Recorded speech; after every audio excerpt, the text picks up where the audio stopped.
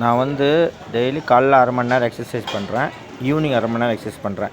எங்கேயோ வெளியில் போயிட்டுனா ஈவினிங் பண்ண முடியாது, லோக்கலில் இருந்தேன்னா பண்ணுறேன். வெளியூர் போயிட்டுனா பண்ணுறதில்ல.